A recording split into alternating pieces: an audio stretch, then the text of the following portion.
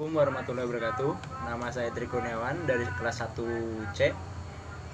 Hari ini saya akan mempresentasikan sistem cerna dan kemih ilmu dasar keperawatan 2.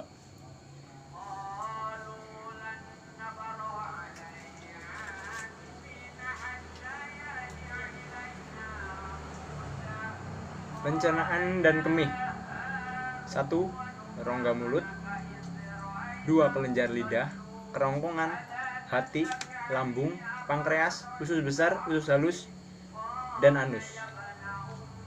Fungsi sistem cerna. 1. Mulut. Mulut adalah bagian yang pertama kali digunakan dalam sistem pencernaan Anda memasukkan makanan melalui pintu utama yang disebut dengan mulut. Di bagian ini, makanan akan diarahkan untuk dirasakan oleh lidah dan dikunyah oleh gigi. Jika mulut terkena sariawan, maka proses makan juga ikut terganggu dan timbulnya tidak nyaman. Gigi. Gigi adalah tulang yang dapat terlihat dari luar ketika Anda tersenyum. Makanan yang Anda makan akan dipotong oleh gigi seri, dikoyak oleh gigi taring, dan dikunyah serta dilembutkan oleh gigi geraham. Gigi seri adalah gigi terdepan Anda yang berbentuk pahat, biasanya pada orang dewasa berjumlah 8 buah, kemudian gigi taring yang runcing berjumlah 4 buah, terakhir gigi geraham yang rata dan bergerigi berjumlah 20 buah. Lidah. Dalam sistem pencernaan, lidah berfungsi sebagai indera pengecap yang dapat merasakan makanan yang masuk. Selain itu, lidah juga berfungsi sebagai pengatur letak makanan dan membantu proses menelan. Lidah bagian depan dapat merasakan makanan manis, lidah bagian samping dapat merasakan makanan asam, lidah bagian tepi dapat merasakan makanan asin, sedangkan lidah bagian belakang dapat merasakan makanan pahit. Kelenjar ludah atau saliva. Kelenjar ludah manusia terletak dalam rongga mulut. Kelenjar ini dapat menghasilkan air ludah sekitar 1-2,5 liter per hari. Ludah yang dihasilkan banyak mengandung air, enzim, kimiawi, dan mucus. Fungsi air ludah dalam pencernaan adalah sebagai pelumas makanan ketika dicerna di dalam mulut. Tanpa air ludah, proses pengunyahan tidak dapat lumat sempurna. Selain itu, air ludah juga menjaga rongga mulut agar tetap kering.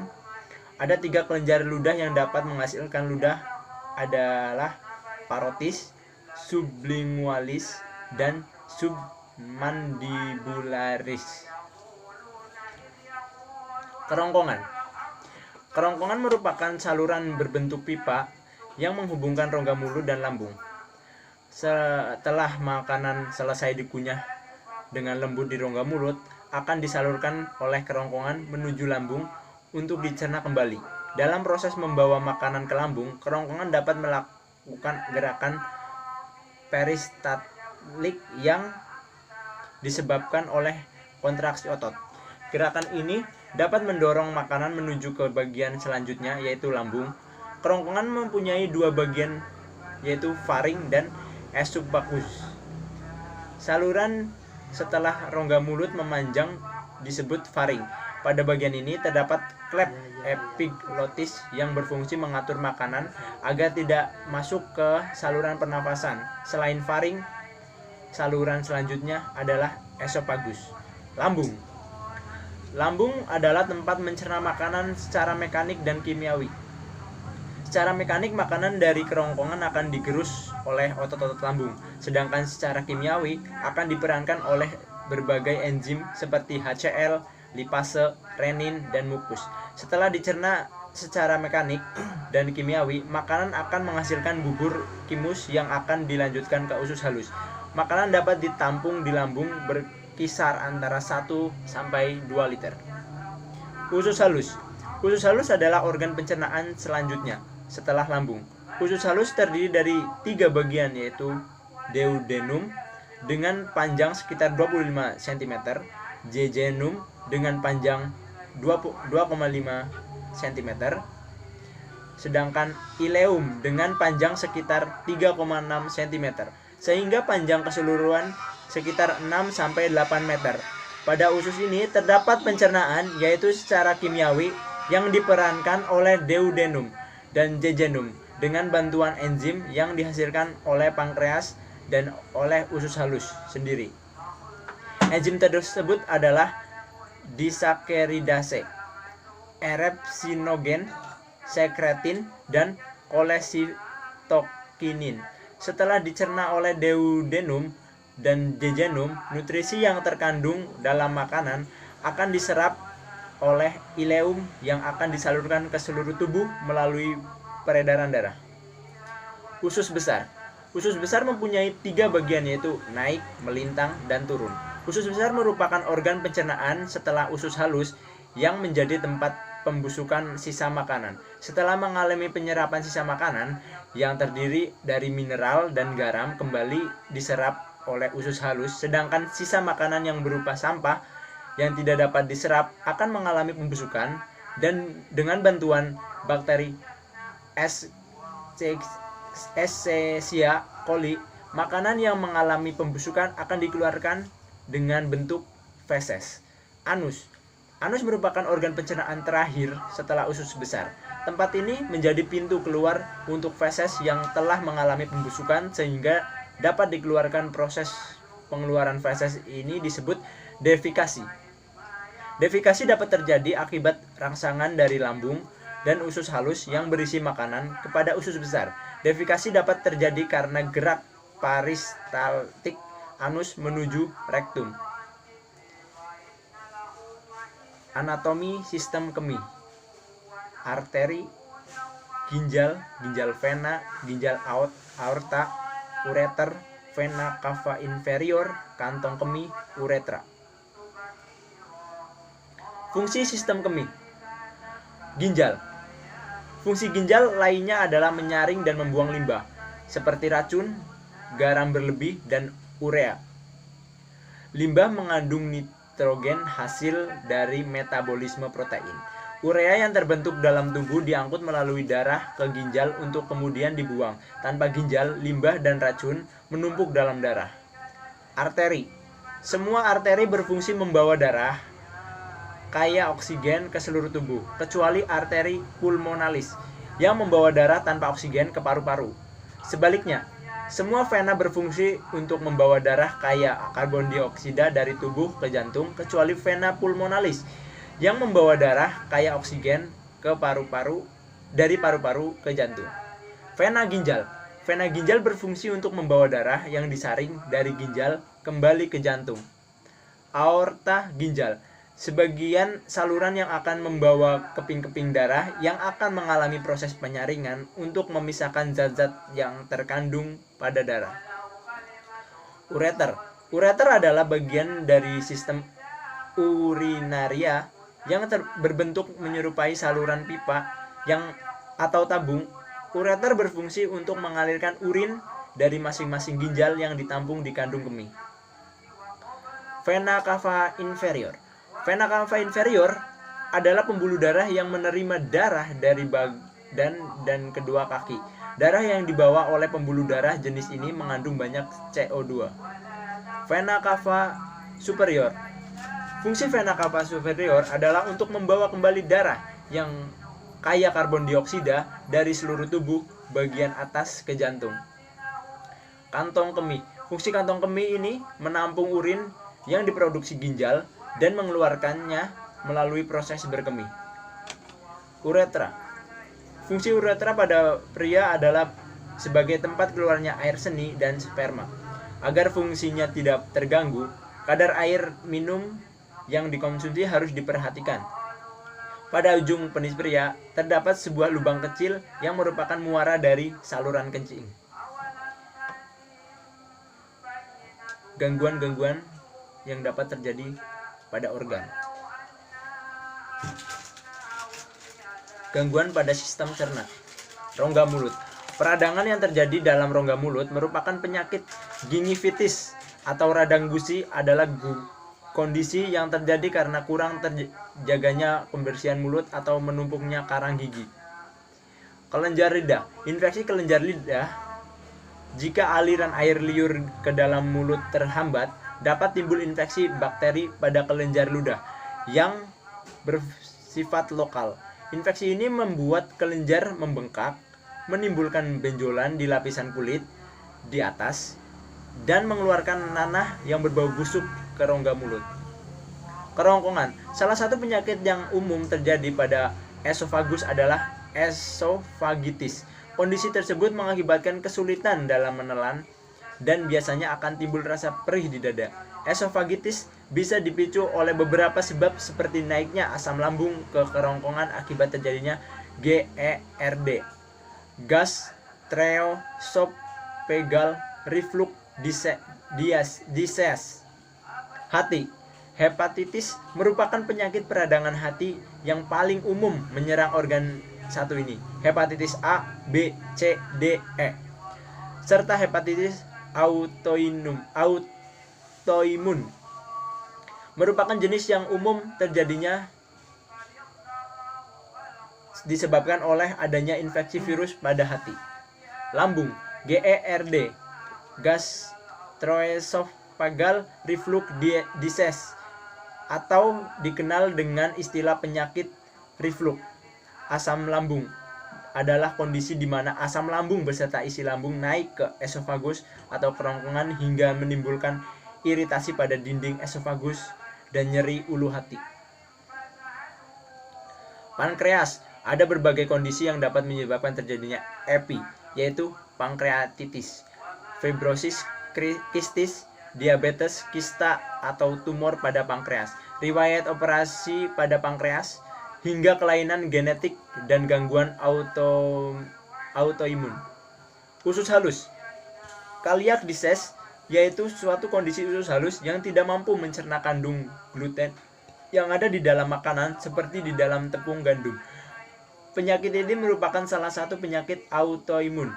Penyakit ini bersifat merusak usus halus sehingga dapat membawa kepada malnutrisi, lemah, kekurangan zat besi, anemia, osteoporosis, keguguran, gangguan tiroid, pembekakan kelenjar getah bening, penyakit kulit gatal-gatal, dan neuropati. Usus besar. Beberapa penyakit yang dapat menyebabkan pendarahan usus besar yaitu radang usus, kanker usus besar, divertikulitis dan wasir. Anus.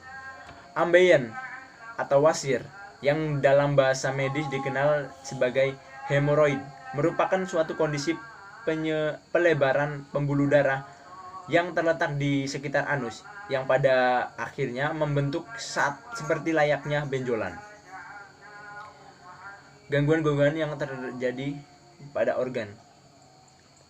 Gangguan yang pada organ kemih. Ginjal. Selain beberapa penyakit ginjal di atas, masih ada beberapa macam penyakit ginjal yang dapat terjadi. Contohnya, penyakit ginjal polikistik, lupus nefritis atau peradangan ginjal akibat penyakit lupus, serta hidronefrosis. Arteri ginjal. Peripheral arterial disease atau penyakit arteri perifer adalah kondisi di mana aliran darah ke tungkai tersumbat akibat penyempitan pembuluh darah yang berasal dari jantung. Dampaknya, tungkai yang kekurangan pasokan darah akan terasa sakit, terutama saat berjalan. Vena ginjal. Chronic Venous Insufficiency atau CVI adalah gangguan aliran darah di pembuluh darah balik vena tungkai. Kondisi ini akan membuat tungkai menjadi bengkak. Pembuluh vena berfungsi mengalirkan darah kembali ke jantung dengan bantuan katup-katup yang ada di sepanjang pembuluh vena. Aorta. Diseksi aorta atau kondisi ketika lapisan dalam pembuluh darah aorta robek dan terpisah dari lapisan tengah dinding aorta. Terkadang gejala diseksi aorta mirip dengan gejala pada penyakit jantung dan stroke. Ureter, penyakit kandung kemih, infeksi saluran kemih (ISK) adalah kondisi ketika organ yang termasuk dalam sistem kemih yaitu ginjal, ureter, kandung kemih, dan uretra mengalami infeksi. Umumnya ISK terjadi pada kandung kemih dan uretra. Berawal dari ginjal, zat sisa di dalam darah disaring dan dikeluarkan dalam bentuk urin. Vena cava inferior. Sindrom vena cava inferior adalah kumpulan gejala akibat obstruksi vena cava inferior ini dapat disebabkan oleh invasi fisik atau kompresi, oleh proses patologis atau oleh trombosis di dalam vena itu sendiri. Ini juga bisa terjadi selama kehamilan. Kehamilan menyebabkan tekanan vena yang tinggi di tungkai bawah, penurunan aliran darah kembali ke jantung, penurunan curah jantung karena obstruksi vena cava inferior, peningkatan tekanan vena secara tiba-tiba yang dapat menyebabkan pemisahan plasenta dan penurunan fungsi ginjal. Semua masalah ini bisa timbul dan berbaring terlentang selama akhir kehamilan yang dapat menyebabkan kompreksi vena cava inferior oleh rahim. Gejala sindrom vena cava inferior kehamilan lanjut terdiri dari nyeri hebat di sisi kanan, otot berkedut, hipotensi, dan retensi cairan. Vena cava superior. Sindrom vena cava superior SVKS merupakan kumpulan gejala akibat obstruksi aliran darah yang melewati vena cava superior. Obstruksi terjadi karena desakan massa intratherekal yang umumnya berupa massa mediastinum, massa paru, limfoma, atau penyebab non-maligna. Kantong kemih.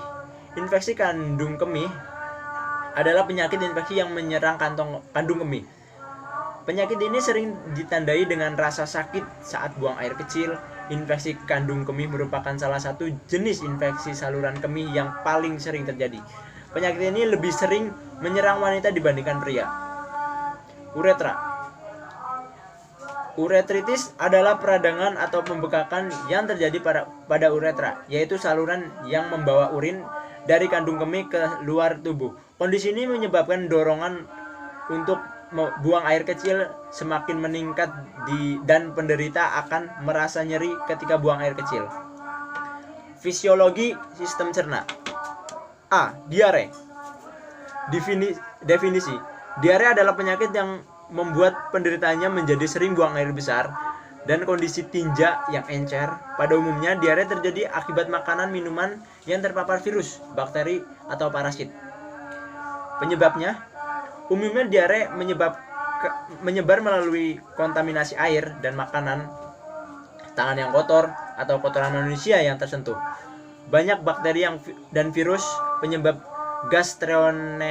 gastroenteritis dan diare, antara lain bakteri Salmonella atau Escherichia, virus norovirus atau rotavirus, parasit Giardia intestinalis. Tanda dan gejala. Apa saja sih tanda dan gejalanya? 1. Sering buang air, melenjar kejang lambung, ingin sering buang air, mabuk dan muntah, demam, tidak berselera makan, dehidrasi. B. Gastritis. Gastritis merupakan penyakit lambung yang terjadi akibat peradangan dinding lambung. Penyebabnya, infeksi bakteri merupakan salah satu penyebab gastritis yang cukup sering terjadi, terutama di daerah dengan kebersihan lingkungan yang kurang baik. Bakteri yang dapat menyebabkan infeksi pada lambung dan menimbulkan gastritis cukup banyak jenisnya, namun yang paling sering adalah bakteri Helicobacter pylori. Tanda dan gejala. Gejala gastritis yang dirasakan dapat berbeda pada tiap penderita. Akan tetapi, kondisi ini bisa juga terjadi menimbulkan gejala. Beberapa contoh gastritis adalah nyeri yang terasa panas dan perih di perut bagian ulu hati, perut kembung, cegukan, mual, muntah, hilang nafsu makan, cepat merasa kenyang saat makan, buang air besar dengan tinja berwarna hitam, muntah-muntah. CRF, penyakit ginjal kronik, suatu kerusakan parenkim ginjal yang dapat disertai menurunnya laju filtrasi glomerulus, di mana kerusakan ini bersifat tidak reversibel dan terjadi dalam 4 stadium sesuai dengan jumlah nefron yang masih berfungsi. Penyebabnya, gagal ginjal kronis disebabkan oleh kerusakan fungsi ginjal akibat penyakit yang terjadi dalam jangka panjang. Beberapa penyakit yang bisa menjadi penyebab gagal ginjal tersebut antara lain diabetes, tekanan darah tinggi, atau penyakit asam urat. Tanda dan gejala: tekanan darah tinggi, perubahan frekuensi dan jumlah buang air kecil dalam sehari, adanya darah dalam urin, lemas serta sulit tidur, kehilangan nafsu makan, sakit kepala, tidak dapat berkonsentrasi, dan gatal. Uretritis adalah peradangan atau pembekakan yang terjadi pada uretra, yaitu saluran yang membawa urin dari kandung kemih keluar tubuh. Kondisi ini menyebabkan dorongan untuk buang air kecil semakin meningkat. Penderita akan merasa nyeri ketika buang air kecil. Uretritis merupakan salah satu jenis infeksi menular seksual.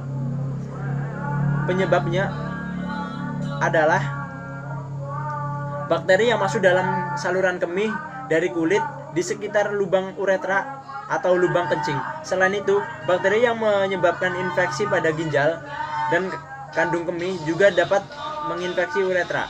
Tanda dan gejala: merasa sering ingin buang air kecil, sering merasa kesulitan saat mulai buang air kecil, muncul rasa tidak nyaman berupa sensasi terbakar atau gatal saat buang air kecil, adanya darah dalam urin saat buang air kecil, adanya nanah atau cairan pada urea genital atau kelamin yang dapat berwarna kuning, hijau maupun coklat, rasa nyeri atau rasa sakit yang saat melakukan hubungan seksual. Pada pria dapat muncul rasa berat pada alat kelamin atau disebut sebagai orkalgia. Pada wanita biasanya gejala-gejala uretritis yang dirasakan akan semakin memburuk dalam siklus menstruasi dan muncul keputihan abnormal pada vagina, nyeri di dalam panggul pada wanita, demam meski jarang ditemukan, tubuh menjadi panas, dingin, atau meriang. Sekian presentasi dari saya. Mohon maaf apabila ada salah. Wassalamualaikum warahmatullahi wabarakatuh.